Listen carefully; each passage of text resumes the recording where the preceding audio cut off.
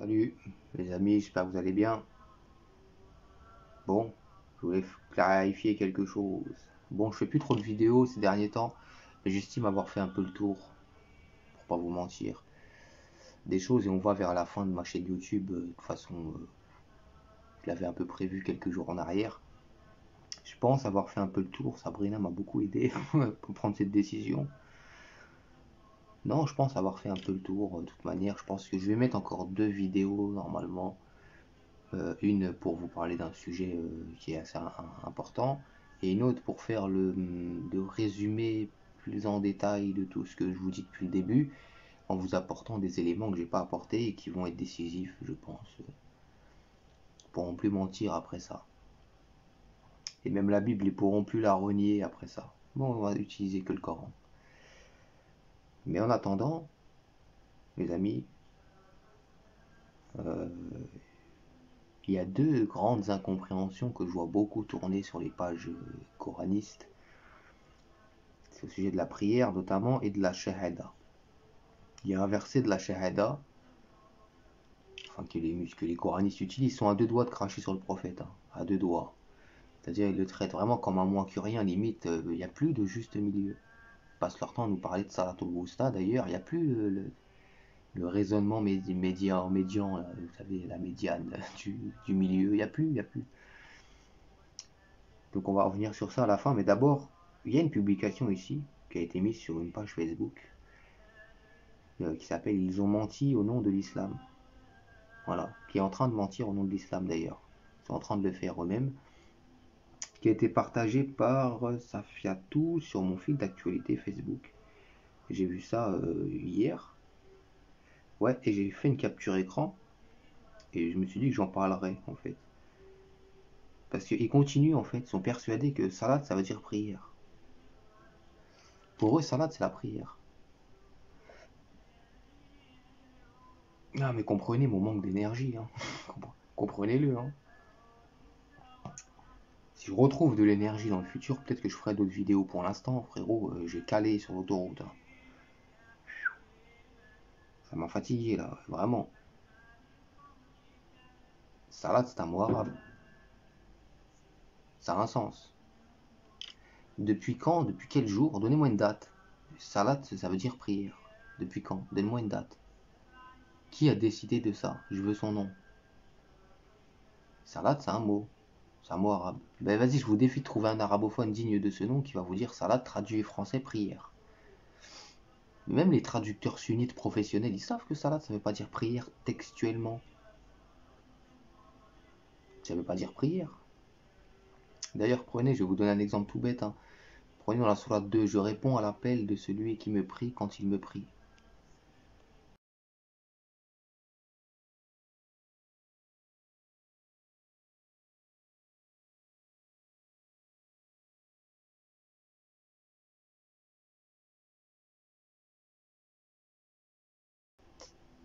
C'est un verset coranique. Bon, dans ce verset, il est où le mot salat? Il est où? Il est nulle part. Ok. Donc pourquoi si tu dis salat, c'est la prière? Salat, c'est le lien, vous voyez, le rapprochement. Enfin oui, le lien. C'est plus dans le sens se rapprocher de. Être attentif à. Veiller sur. Aller vers. Même Jacqueline Chabot, elle a compris ça, frérot. Le mot salat renvoie à une racine à sens complexe et à double entrée. La racine, c'est soit salawa, soit salaya, que l'on retrouve d'ailleurs dans les différentes langues sémitiques. En arabe, la racine salawa renvoie à l'idée d'approcher ou à celle de se tourner vers. En matière religieuse, à partir de ce sens de base, on aboutit à l'idée générale de rituel consacré à un dieu et donc pas seulement à la prière. Vous savez que dans le Coran, Dieu et les anges, justement, font la salade sur le prophète. Je vais vous parler comme des CE2. Voilà, sinon c'est pas possible. Je vais donner des synonymes français du mot prière. D'accord? Prière. Adorer. Invoquer. appeler, demander, solliciter. T'as compris là, les mots que je viens d'utiliser en français. Selon toi, Dieu et les anges adorent, invoquent, sollicitent, appellent, demandent aux prophètes les choses. Où va le monde? Vous vous rendez pas compte de ce que vous proférez avec vos bouches, soutenues par votre ignorance. Vous vous rendez pas compte. Vous êtes en train de dire que Dieu prie le prophète, en fait, fait des prières. Ah ouais, bravo, félicitations. En bas, par exemple, regardez, ils ont mis préparation à la prière, ablution. 5-6, ils ont écrit 5-6. Bah oui, sur la Al-Maïda, verset 6. Quand vous vous levez pour la salat, lavez-vous vos visages, vos mains, etc. Vous connaissez ce verset?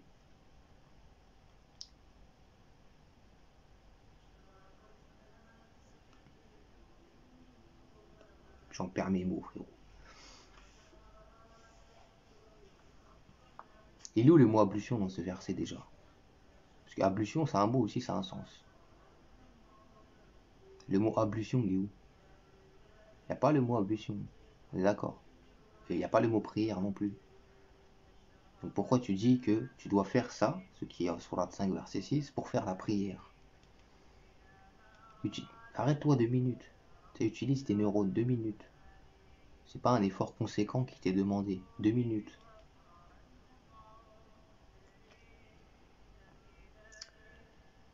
J'en ai déjà parlé, mais je vais le refaire. Pas grave. Sourate 5, verset 6. Quand vous vous levez pour la salat, lavez-vous vos visages, vos mains, notamment.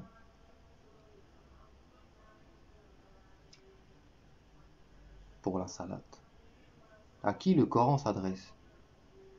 Il parle à qui le Coran? À Jules de chez Schmitt d'en face?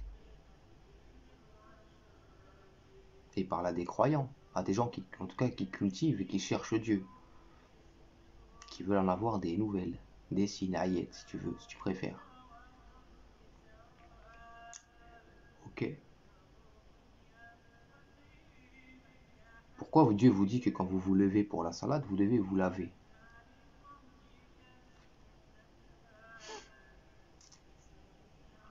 Tu fais quoi le matin quand tu te lèves, toi, déjà? Première chose. Tu déjeunes, tu dis bonjour à ta femme, tu vas te laver. Tu vas te laver. Pourquoi tu te laves déjà? C'est une question. Pourquoi tu as besoin de t'imbiber d'eau? Pour sentir la rose.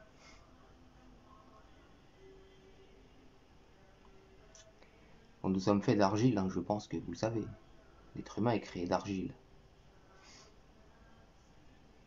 Enlève à une plante l'eau, tu verras comme elle va devenir desséchée. Elle va perdre toute sa vigueur. C'est normal. C'est normal. L'eau est indispensable à son fonctionnement. L'eau est indispensable à ton fonctionnement. C'est une question de vigueur et de santé. Dieu vous le dit, c'est pour parfaire sur vous un bienfait d'ailleurs. Pourquoi vous lisez pas les versets entièrement? Ce que Dieu vous dit, c'est pour venir m'invoquer. Il n'a pas dit ça. C'est pour parfaire sur toi un bienfait. Vous négligez beaucoup le pouvoir de l'eau sur la race humaine, je pense. Vous savez que même l'eau a une mémoire, vous savez. Bon, c'est encore autre chose. T'es fait d'argile. Tu te coupes d'eau, ça fonctionne pas. D'ailleurs, Dieu vous dit que si vous n'avez pas d'eau, vous pouvez recourir à de la terre, de la boue. Pourquoi? Pour aller l'invoquer. Donc toi, tu vas te mettre de la boue partout si t'as pas d'eau, et après tu vas aller l'invoquer. Tu vas invoquer Dieu avec de la boue partout sur toi. Pourquoi faire? Quel est le but? Je peux pas invoquer Dieu si j'ai pas de boue sur moi. Ça lui avance quoi, Dieu, que je l'invoque avec la boue sur moi? C'est normal, tu es fait de terre. Tu es fait d'argile. Donc, quand tu te mets de la terre sur toi-même, ça te redonne de la vigueur à ton corps. C'est une histoire de santé, encore une fois. De vigueur, c'est pas une histoire d'autre chose.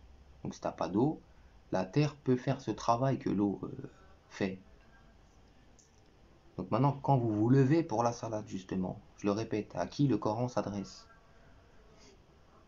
Il y a des gens qui cherchent Dieu. Donc si on revient au sens du mot salat, le rapprochement, aller vers, se tourner vers. Donc je vais te le traduire, tu vois, parce qu'ils ont laissé le mot salat, ils sont comme ça. C'est un mot arabe, hein, salat. Hein. Quand tu traduis le Coran en français, pourquoi tu laisses le mot salat en arabe? Pourquoi tu ne le traduis pas? Pas parce qu'ils ont eux-mêmes des incompréhensions sur ce mot. Il n'y a que vous, les professionnels. Non, c'est la prière. Je vais te le retraduire. Quand vous vous levez pour votre rapprochement avec Dieu, pour avancer avec Dieu ou vers Dieu, lavez-vous. Afin que Dieu puisse parfaire sur vous un bienfait, justement. C'est une histoire d'hygiène, de santé. Il est où le mot prière dans ce verset? Il n'y a pas, hein. Salat, c'est pas la prière. Hein. Et il est où le mot ablution d'ailleurs? Dans ce verset-là même. Que vous appelez le verset des ablutions. Il est où le mot ablution? Nulle part. Bon, c'est bien. Continuons. Ensuite, ils disent se diriger vers la Kibra, qu'ils appellent la Kaaba. Ouais. Deuxième question, classique. Le mot prière, il est où dans ce verset? Dieu ne manque pas de mots, il me semble. Le mot prière, où est dans ce verset, là où il est question de se diriger vers la Kibra, que vous appelez la Kaaba, on ne sait même pas pourquoi. Ça n'a aucun rapport. Alors, il y a d'autres traductions, c'est le mot Bakka, ils ont mis Kaaba à la place. Chacun fait ce qu'il veut, ils sont pas trop d'accord entre eux, les savants sunnites, hein, visiblement. Mais vous n'êtes pas non plus très loin d'eux, hein, finalement. Considérons que moi j'habite dans un endroit un petit peu éloigné des choses. Je traîne pas sur les réseaux toute la journée, j'ai pas de boussole, moi. J'en sais rien où est-ce que l'Arabie Saoudite se situe, comment je fais, frère? T'es sûr que Dieu est universel? T'es sûr qu'il parle à tous les habitants de la terre? Pourquoi je dois me tourner vers l'Arabie Saoudite, déjà? Dieu est là-bas, il habite là-bas. Pourtant, il y a un verset dans le Coran. Qu'importe la direction dans laquelle tu te tournes, Dieu est en face de toi.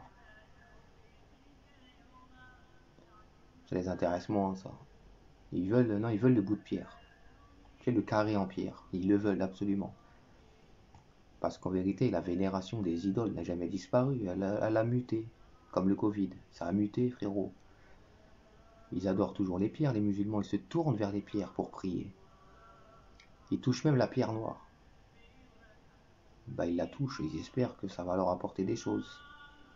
Ça s'appelle de l'idolâtrie, de la vénération d'idoles. Comment je fais moi concrètement pour me diriger vers l'Arabie Saoudite si j'ai pas de boussole et j'en sais rien où est-ce qu'elle se situe? Donc je peux pas prier finalement. Je suis en train d'enfreindre les règles coraniques. Ma prière est imparfaite. Donc Dieu n'est pas universel. Mais déjà je sais même pas comment vous arrivez à ce raisonnement sachant qu'il n'y a même pas le mot prière dans ce passage. Aucun rapport, zéro. Pas une fois le mot est cité. Mais ils l'utilisent. En fait ils essayent de justifier la prière sunnite avec des versets coraniques pour dire à côté, regardez, oui, le Coran clarifie tout. Non, il clarifie pas toute la sunna. Parce que dans la sunna, il y a des éléments incrustés qui n'ont rien à voir avec le Coran. Mais ces éléments incrustés, arrête de vouloir les justifier avec le Coran. C'est pas plus compliqué.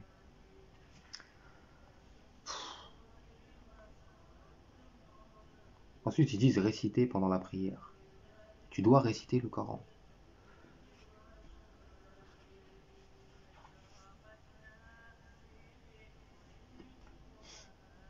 Ouais.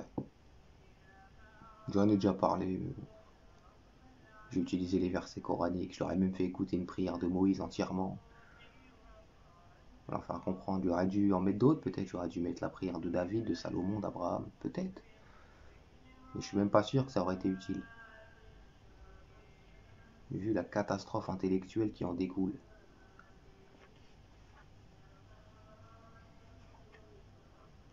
Quand Moïse il prie, il fait quoi? Il récite des incantations comme ça. Il récite un livre. Déjà, où dans le Coran Dieu vous dit pendant la prière, récitez le Coran? C'est écrit où ça? Je veux un seul verset, pas deux, pas trois, un seul. Et Coran, c'est même pas un nom en plus, c'est un mot. Sourate 75, verset 16, 17, 18, va jusqu'à 19. Comme ça tu verras, t'inquiète pas. Summa inna alayna bayana. Va jusqu'à là. Te fais pas de mal. Dieu aime ceux qui se confient en lui, c'est coranique. Comment tu te confies en Dieu dans ta prière si tu récites le Coran? Quel est le rapport? Le Coran il est descendu pour être médité, pas pour être enregistré et répété bêtement. Ne médite-t-il pas sur le Coran? La question que Dieu vous pose. C'est-à-dire sur la récitation en vrai. Sur la lecture, si tu préfères. Parce que même si tu reviens au mot Coran, en arabe, c'est chez nous, justement, sur la 75, verset 17-18, c'est la lecture, la récitation. Mais c'est un mot qui a une racine plus éloignée, qui veut dire le lectionnaire. C'est un mot que tu retrouves dans la Bible hébraïque, Coran. C'est par hasard. Il y a un tronc commun des langues, j'en ai déjà parlé, j'ai fait une vidéo là-dessus.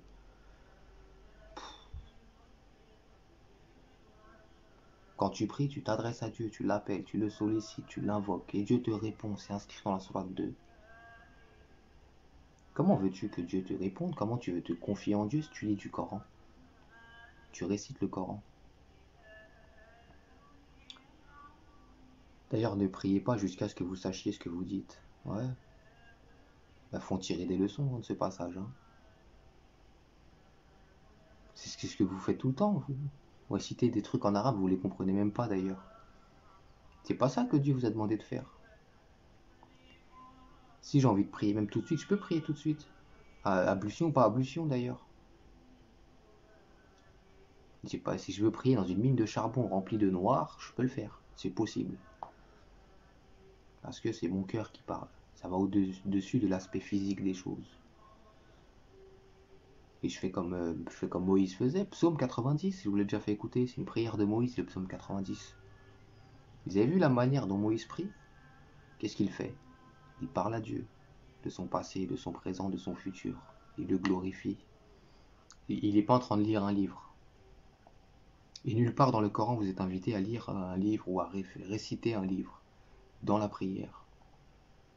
Votre relation avec Dieu, elle est décédée hein, quand vous faites des choses comme ça. C'est plus vivant, il se passe plus quelque chose. T'es plus dans le moment présent. Moi, si j'ai passé une sale journée, j'ai envie de la raconter à Dieu, même si je sais qu'il en est au courant, qu'il en est informé. J'ai envie de le faire. Je peux pas le faire. Parce que selon eux, c'est le Coran que je dois utiliser pour ma prière. Donc finalement, comment je fais, moi? Je peux pas appliquer le verset où Dieu me demande de me confier en lui. Je peux pas le faire. Non, je dois réciter le Coran. Mais oui, mais dans le Coran, c'est pas des invocations. Il y a quelques versets qui sont des invocations, mais la majorité du Coran, c'est pas une invocation. Donc c'est pas une prière. Donc comment je fais? Puis oui, il y a un autre verset justement. Dans ta salate, cherche un ton modéré avec ta voix. Il y en a, ils me mettent parfois ce verset. Quand je leur dis salate n'est pas la prière. Ils disent ah oui, mais c'est quoi alors le ton modéré? Bah, ils ont réponse à tout. Hein. Tout dans leur sens, toujours, bien sûr. Sans objectivité aucune.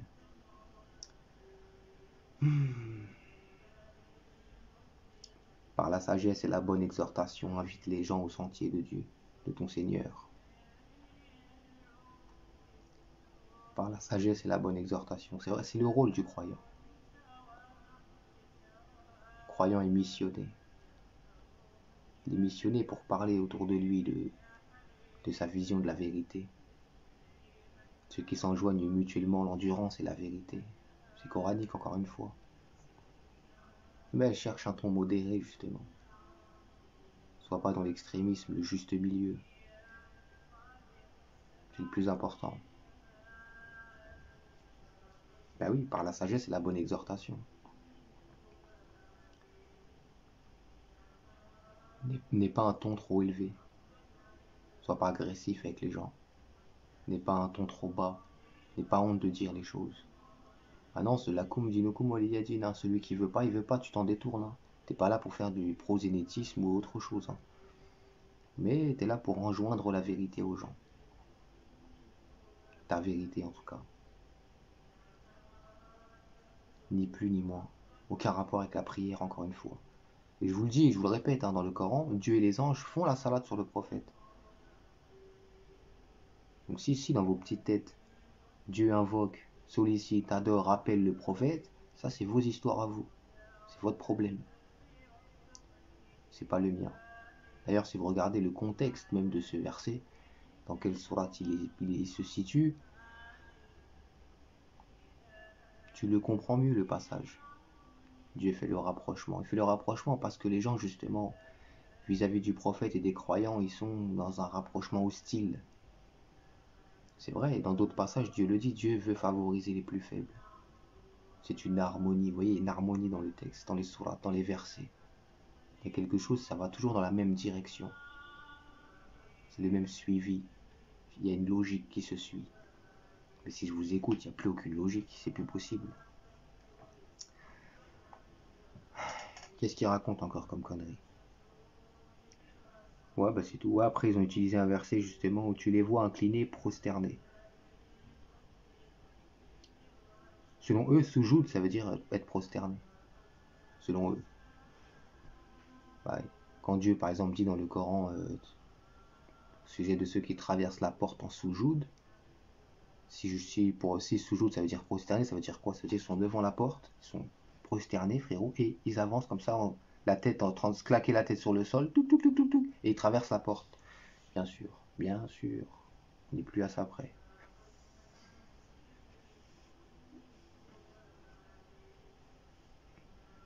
Mes cheveux poussent vite, hein. Ah, on n'est plus à ça près maintenant, ça y est. Ah, je sais plus quoi dire, les frérots, moi je suis déboussolé. Pourtant, tu leur montres les choses, clairement. Puis salade, ça a un sens, un mot arabe, ça a un sens. Même s'ils le laissent en arabe dans les Corans traduits, ça c'est leurs histoires, mais ça a un sens. Ça veut pas dire prière, ça a jamais voulu dire prière. Votre verset des ablutions, il n'y a même pas le mot ablution dans le verset. Votre verset de la Kaaba, il n'y a même pas le mot Kaaba déjà, et il n'y a même pas le mot prière là-dedans. Tu comprends, si j'ai envie de prier tout de suite, je peux prier tout de suite. Parce que la prière, c'est l'invocation, c'est la doua. Si j'ai envie de parler à Dieu, ben quand je parle à Dieu, je prie. J'ai pas besoin d'ailleurs d'avoir de la boue, de l'eau sur moi. Ça, c'est le matin, tu fais ça. Quand tu te lèves pour la salade. Ton rapprochement avec Dieu, t'es croyant, le Coran parle aux croyants.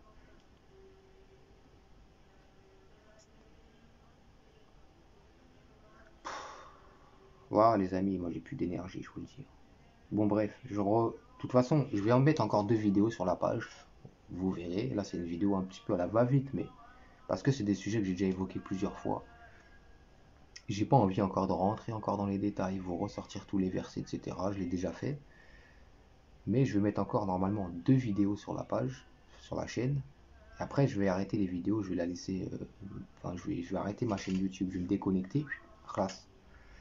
Bah, on reviendra sur ce sujet justement, une bonne fois pour toutes. Et vous verrez. D'accord, on verra. Avec les versets à l'appui. Le mot soujoud, on verra où est-ce qu'on le trouve, où est-ce qu'il se situe. Est-ce que ça peut vouloir dire prosternation? Le mot salat, partout où il se situe, est-ce que ça peut vouloir dire la prière? Vous verrez qu'à certains moments donnés, oui, c'est possible. Si on veut le traduire par prière dans certains versets, ça peut faire sens. Mais dans d'autres, non, c'est sans équivoque. Aucun rapport. Vous verrez qu'il n'y a pas de... Mais je vais vous remettre le psaume 90, tiens. Je sais que ça vous fait du mal à beaucoup de gens d'entendre ces choses, mais je vais te le remettre. Écoute la manière dont Moïse est pris. Dis-moi s'il est en train de faire du par cœur, s'il est en train de réciter quelque chose. Dis-moi. Bon, je vous laisse les amis, c'était une petite vidéo rapide. Pour prier, vous n'avez ni besoin d'ablution tel que l'explique. Pas besoin. Tu peux prier à tout moment. T'as pas besoin de t'induire de boue ou d'eau. T'inquiète pas, ça c'est une histoire de parfaire surtout un bienfait qui est médical, hygiénique, qui n'a aucun rapport avec la prière. Et puis méditer sur tout ça. Et puis t'as pas besoin d'une direction non plus. parce que Dieu est partout. Il n'est pas assis en bas du bloc de pierre, là, qu'ils adorent, en train d'attendre ta prière. Dieu se passe des mondes. Et il se passe de toi aussi. Prière de Moïse, homme de Dieu. Seigneur, toi tu as été pour nous un refuge, de génération en génération avant que les montagnes soient nées, et que tu aies donné un commencement à la terre et au monde. D'éternité en éternité, tu es Dieu. Tu fais retourner l'homme à la poussière, et tu dis, fils d'Adam, retournez. Car 1000 ans sont à tes yeux comme le jour d'hier quand il passe, et comme une veille de la nuit.